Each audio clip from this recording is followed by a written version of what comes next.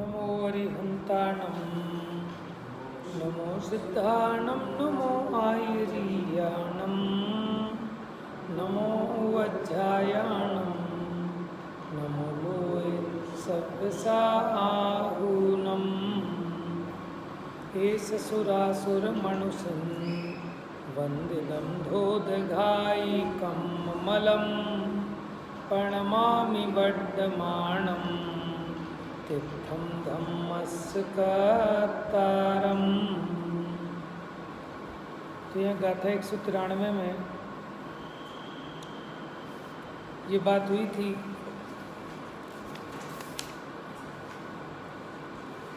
कि शरीर, धन, सुख, दुख अथवा शत्रु मित्र जन जीव के ध्रुव नहीं है। ध्रुव तो उपयोगात्मक आत्मा है। और इसके पहले 192 नंबर गाथा में जो आत्मा के शुद्ध स्वरूप को ध्याता है, माने शुद्ध आत्मा उपादेय है। शुद्ध नय के द्वारा शुद्धात्मा की प्राप्ति होती है।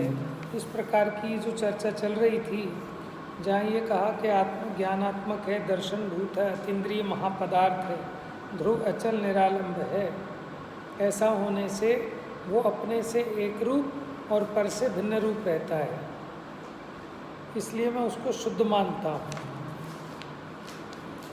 तो यहाँ पर द्रव्य से आत्मा का विभाग स्पष्ट किया। तो एक आत्मा, उसके अलावा जितने संयोग हैं वो सारे के सारे अध्रुव हैं। अब गाथा नंबर 194 चलेगी। तो यहाँ कहते हैं कि शुद्धात्मा की उपलब्धि से क्या होता है। Page number 358। शुद्धात्मा की उपलब्धि से क्या होता है। इसके पीछे हमने कहा था कि अध्रुव बने के कारण आत्मा के अलावा अन्य कुछ भी उपलब्ध करने योग्य नहीं है। तो वो शुद्धात्मा उपलब्ध करने योग्य है। क्यों? उसकी उपलब्धि से ऐसा क्या होता है कि वो आत्मा उपलब्ध करने योग्य है। तो गाथा कहते हैं 194 नंबर गाथा। जो एवं जानिता झादि परम अपगम विशुद्धप्पा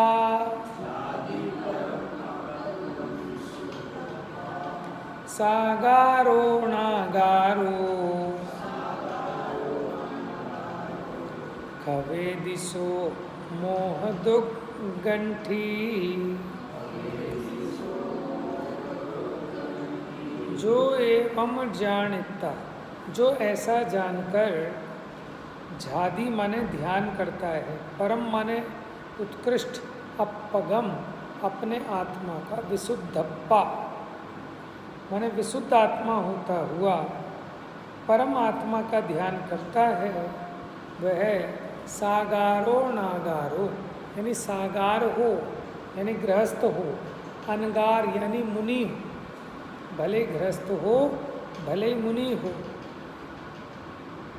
खवेदी माने क्षय करता है, मोह दुर्ग्रंथि मोह रूपी दुर्ग्रंथि का क्षय करता है।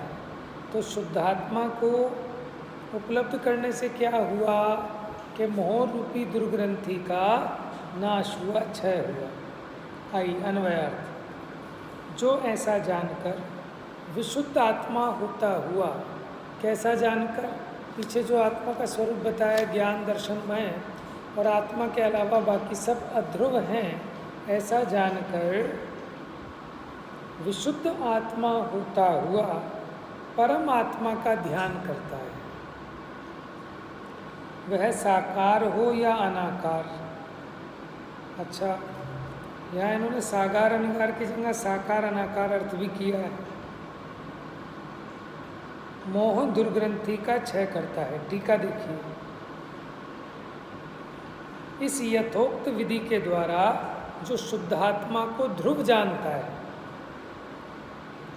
और उसी में प्रवृत्ति के द्वारा शुद्धात्म तत्व होता है, शुद्धात्मत्व होता है, इसलिए अनंत शक्ति वाले चिन्ह मात्र परम आत्मा का एकाग्र संचेतन लक्षण ध्यान होता है, और इसलिए उस ध्यान के कारण साकार उपयोग वाले को या अनाकार उपयोग वाले को, साकार कहते हैं ज्ञानोपयोग को और निराकार कहते हैं दर्शनोपयोग को,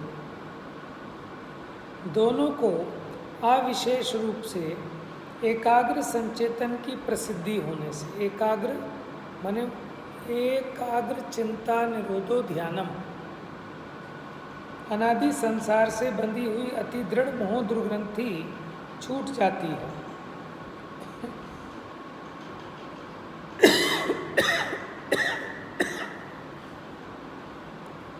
तो यानी मोह रूपी ग्रंथि का भेद होना, दर्शन मोह का क्षय होना, वो शुद्धात्मा की उपलब्धि का फल है। लेकिन देखो गाथा में शब्द था सागारो अनगारो, तो इसका अर्थ गृहस्थी और मुनि भी हो सकता है।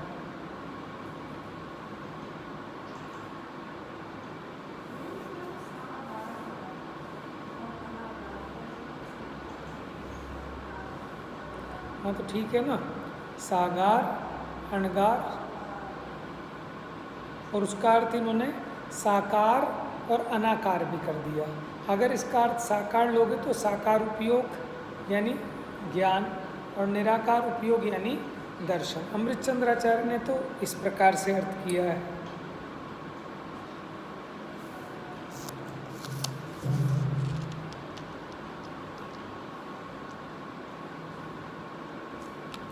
अब देखो जैसे नाचार्य साकार अनाकार उपयोग के साथ साथ सागार का अर्थ श्रावक और अणगार का अर्थ श्रवण भी करते हैं, यानी श्रावक और श्रवण दोनों की मोह ग्रंथि का भेद इसी विधि से होता है।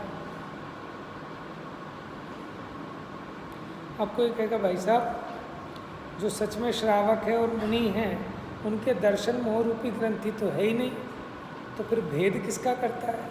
कि भैया यहाँ उसके क्षय की बात है कि भले उदय में ना हो दर्शन मोह, लेकिन सत्ता में तो पाया जा सकता है ना, तो सत्ता में से भी नष्ट होने की बात है, क्षयिक सम्यक्त्व की बात है।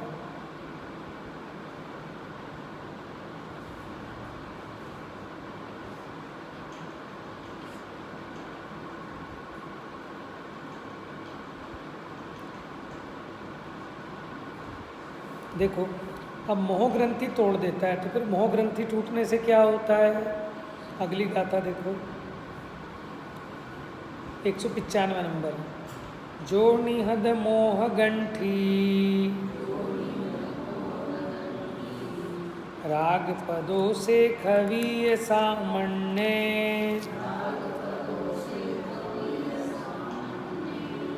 ओजम समसुह दुखो सो सोखम अक्षयम लहदी।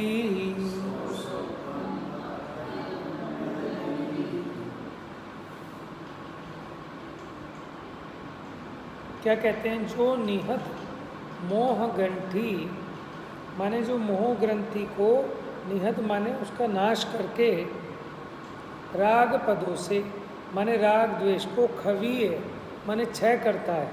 अब क्या करता है कि जब दर्शन मोह ग्रंथि का क्षय हो गया तो राग द्वेष का भी क्षय करता है। सामान्य होजम, फिर क्या होता है? मुनिपना अंगीकार करता है, तभी तो मुनि दशा होती है राग द्वेष का अभाव होने पर। सम सुह दुखो सो, और वह सुख और दुख में समता रूप रहता हुआ, ठीक है, श्रावण्य होता है। सो सोखम अक्षयम लहदी, वह अक्षय सुख को प्राप्त करता है। अक्षयम माने अक्षय, अखा तीज कहते हैं ना, अखा यानी अक्षय। तो वो क्या करता है? अक्षय सुख को प्राप्त करता है। माने मोह ग्रंथि का भेद होने पर जो बचे थे मोह राग द्वेष आदि, उनका भी अभाव करता है। सुख दुख में समता भाव रूप रहता है, माने श्रावण्यपने को अंगीकार करता है और अक्षय सुख को प्राप्त करता है। अन्वयार्थ देखिए पेज नंबर 359। जो मोह ग्रंथि को नष्ट करके, राग द्वेष का क्षय करके सम सुख दुख होता हुआ, सम माने कि सुख और दुख में जो समता भाव रूप रहता है, श्रमणता मुनिराज बने में परिणमित होता है, वह अक्षय सौख्य को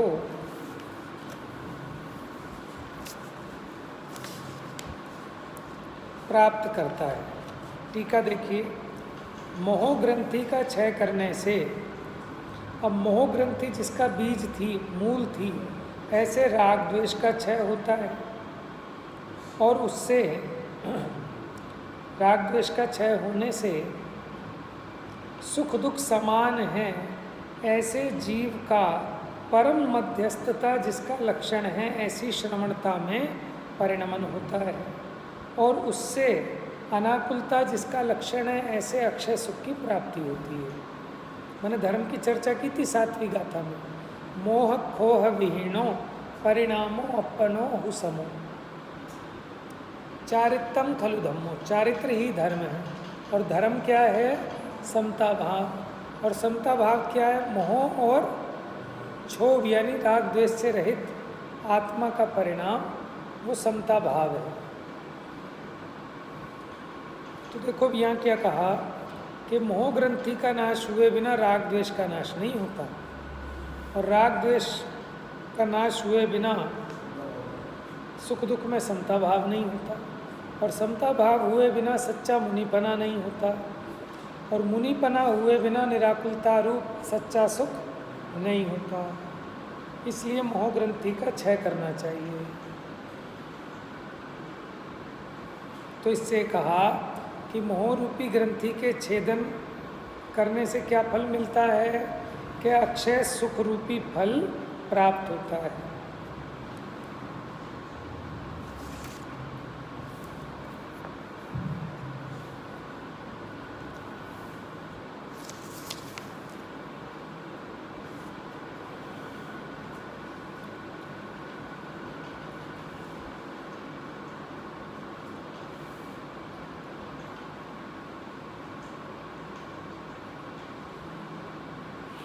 अब आगे कहते हैं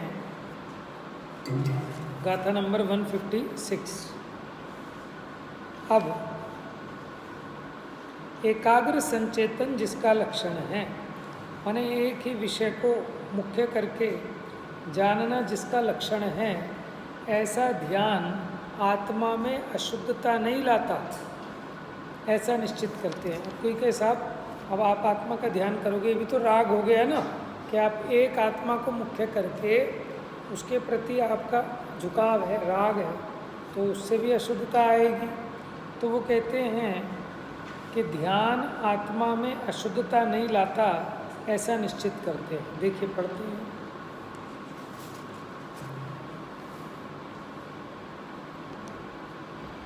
जो खविद मोह कलुषो, खविद माने छपित कर दिया जिसने, मोह कलुष को माने मोह रूपी कालुष का जिसने क्षय कर दिया। विषय विरत्तो मणो निरुम्भिता,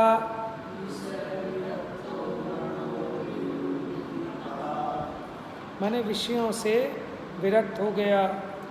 मन का क्या कर लिया उसने? मन का निरोध कर लिया। संवट्टि दो सहावे, माने समभाव में जो स्थित है, संभावी रूपी स्वभाव में जो स्थित है, सो अपाणम हवदि झादा, वो आत्मा का ध्यान करने वाला है।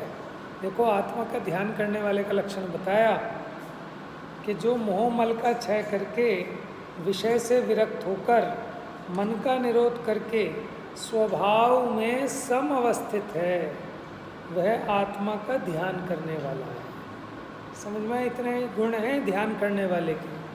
तो कौन है ध्याता? कि जिसने मोह मल का क्षय करके विषयों से विरक्त होकर मन का निरोध करके स्वभाव में समता भाव रूप से अवस्थित है, वह आत्मा का ध्यान करने वाला है। ठीक है। जिसने मोहमल का क्षय किया है, माने पहले दर्शन मोह का नाश किया, ऐसे आत्मा के मोह मल जिसका मूल है, ऐसी परद्रव्य प्रवृत्ति का अभाव होने से विषय विरक्तता होती है। क्योंकि देखो, मिथ्यात्व के कारण विषयों में आसक्ति होती थी, क्योंकि उनमें सुख दिखाई देता था। अब मिथ्यात्व चला गया, समझ में आ गया कि उसमें मेरा सुख नहीं है, तो इसलिए परद्रव्य में प्रवृत्ति का अभाव हो गया। तो परद्रव्य में प्रवृत्ति का अभाव होने पर विषयों से विरक्तता हो गई। और फिर क्या हुआ, जैसे समुद्र के मध्यगत जहाज के पक्षी की भांति, कि जैसे जहाज का पक्षी उड़ उड़कर फिर वहीं लौट के आता है, और कोई आसरा नहीं है ना, अब ऐसे इसको और कोई आसरा अन्य का नहीं दिखता। अधिकरण भूत द्रव्यांतरों का अभाव होने से जिसे अन्य कोई शरण नहीं है, ऐसे मन का निरोध होता है। पहले मन इधर उधर भागता था, अब इसे समझ में आ गया कि और कोई शरण नहीं है, एक यही शरण है, तो वो मन कहीं बाहर नहीं जाता। जैसे जहाज का पक्षी, अब वो कहीं नहीं उड़ता, क्योंकि उसको पता है कोई शरण नहीं है इस समुद्र में, एक ये जहाज ही शरण है। ऐसे ही मन को जब तक ये शरण दिखती हैं तब तक मन इधर उधर दौड़ता है, उसका निरोध नहीं होता। जब उसको समझ में आ जाता है कोई रास्ता नहीं है, ठीक है, जब तक बच्चे को गुंजाइश दिखती है ना, तब तक वो कहता है मन नहीं है, पढ़ने का मन नहीं कर रहा। जब उसके दो लट पड़ते हैं और उसको समझ में आता है अब कोई उपाय नहीं है, अब तो यही शरण है कि पढ़ना ही पड़ेगा, नहीं तो मास्टर जी का डंडा पड़ेगा। हाँ, समझ में आया। तो फिर उसके मन को कोई अन्य शरण दिखाई नहीं देता, वो कहते हैं कोई बचाने वाला नहीं है। ऐसा है मन की हालत, ये डंडे का यार है। कहने का मतलब ये है कि इसको ये मिथ्यात्व है ना, वो उल्टी बुद्धि का नाम मिथ्यात्व है। जब तक उल्टी बुद्धि रहती है तब तक इसको सब शरणभूत दिखाई देते हैं। अब उल्टी बुद्धि चली गई तो इसको समझ में आ गया कि अन्य कुछ भी शरणभूत नहीं है, तो मन का निरोध हो गया। वो जो मन अपने स्वरूप को छोड़कर परद्रव्यों में जाता था, अब उसके जाने का सहज ही निरोध हो गया। उसे समझ में आ गया भैया कोई नहीं है यहाँ शरण।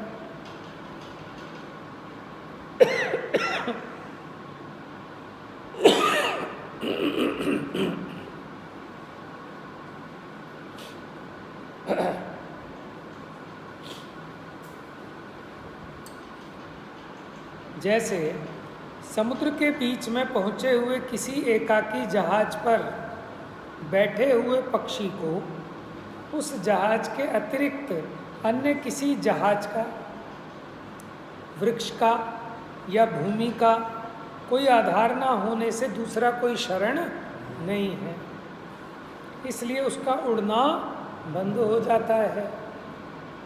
उसी प्रकार विषय विरक्तता होने से मन को आत्मद्रव्य के अतिरिक्त किन्हीं अन्य द्रव्यों का आधार नहीं रहता, क्योंकि विषयों से विरक्तता हो गई। समझ में आ गया कि पर में मेरा सुख है ही नहीं, पर से कुछ भी नहीं मिलने वाला, सब बेकार है। जिनसे तुम कर्जा मांगने की सोच रहे हो, तुमसे बड़े कर्जदार हो रहे हैं, उन पे खुद पे बेचारों पे कर्जा नहीं उतारा जा रहा दूसरों का। अब तुम सोचो कि मैं उनकी हेल्प ले लूँ, और जब तुम्हें समझ में आ जाएगा कि वो ऊपर से नीचे तक डूबे पड़े हैं कर्जे में, तो आप उनके यहाँ मांगने जाओगे कुछ?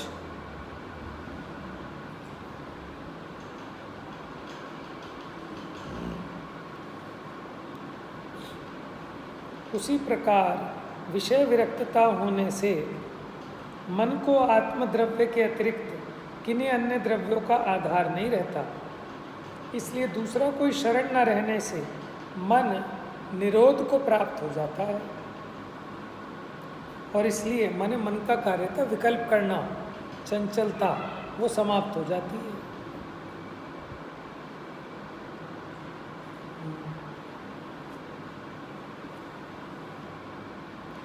मन जिसका मूल है, ऐसी चंचलता का विलय होने के कारण अनंत सहज चैतन्यात्मक स्वभाव में समवस्थान होता है। पहले चंचलता के कारण स्वरूप में लीनता नहीं होती थी, अब वो मन का निरोध हो गया, चंचलता मिट गई, स्वरूप में स्वभाव में स्थित होता है। और वह स्वभाव समवस्थान तो स्वरूप में प्रवर्तमान अनाकुल एकाग्र संचेतन होने से उसे ध्यान कहा जाता है। क्यों कहते हैं उसे ध्यान? जो संभाव रूप स्थिति है उसी को ध्यान कहते हैं, क्योंकि वो एकाग्र संचेतन है, उसमें एक मुख्य है, एक आत्मा। इससे निश्चित हुआ कि ध्यान स्वभाव समवस्थान रूप होने के कारण आत्मा से अनन्य होने से, ध्यान आत्मा का ही स्वरूप है, ध्यान आत्मा की पर्याय है। समभाव में स्थित आत्मा ही ध्यान में स्थित कहा जाता है। तो इसलिए ध्यान स्वभाव समवस्थान रूप होने के कारण आत्मा से अनन्य है, क्योंकि आत्मा का ही भाव है वो ध्यान, इसलिए वो अशुद्धता का कारण नहीं है। अब सूत्र द्वारा ऐसा प्रश्न करते हैं कि जिन्होंने शुद्धात्मा को उपलब्ध किया है ऐसे सर्वज्ञ भगवान क्या ध्याते हैं, काहे का ध्यान करते हैं? वो कौन? कि जो सर्वज्ञ परमात्मा जिन्होंने शुद्धात्मा को उपलब्ध कर लिया है ना, ये हो गया ना, सब कुछ संभाव में स्थित हो गए, राग द्वेष का क्षय हो गया, मन का निरोध हो गया, तो इन्होंने शुद्धात्मा को प्राप्त कर लिया है। तो ये ध्यान में क्या करते हैं, क्या ध्याते हैं? देखो गाथा अच्छी है, 187 नंबर, सॉरी 197। निहत घण घादिकम्मो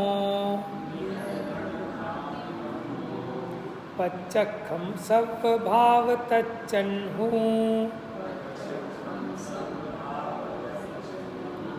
नेयंत गदो समणो झादिकमठम असंदेहो।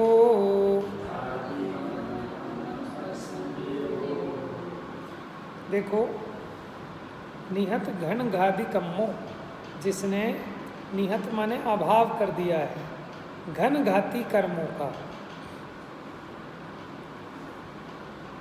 और कैसे हैं? पच्चखम, पच्चखम माने प्रत्यक्ष, सर्वभाव तच्चन्हु माने जिनके ज्ञान में सभी पदार्थ प्रत्यक्ष भाषित होते हैं।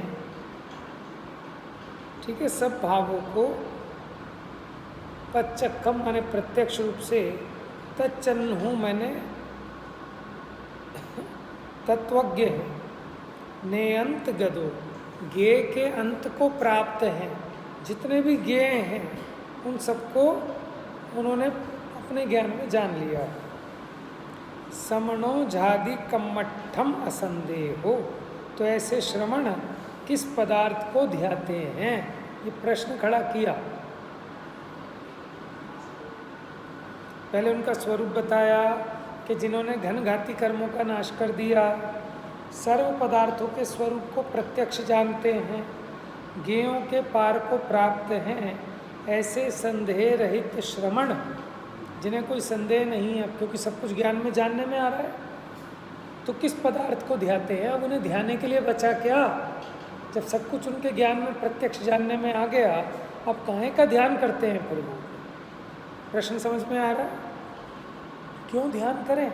ध्यान तो वो करता है कि जिसको वो चीज़ उपलब्ध नहीं हो, उपलब्ध करनी हो। अब जो चीज़ सब अपने सामने है तो किसका ध्यान करें, है ना?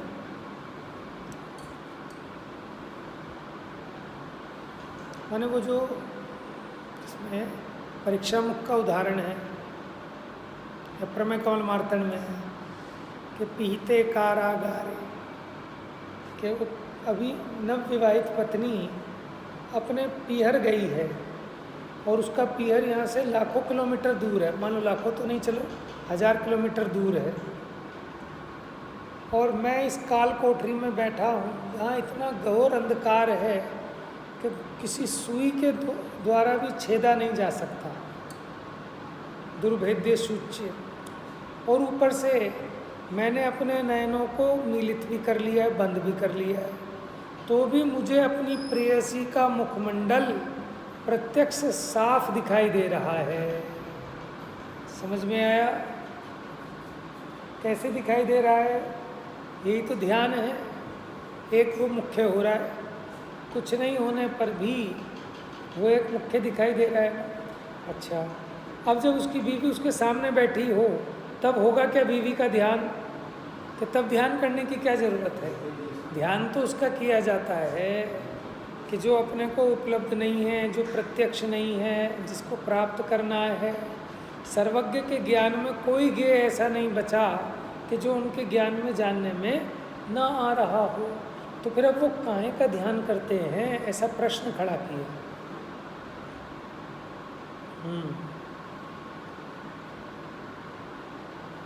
अब टीका तो बड़ी चलेगी, टीका कर लेंगे फिर।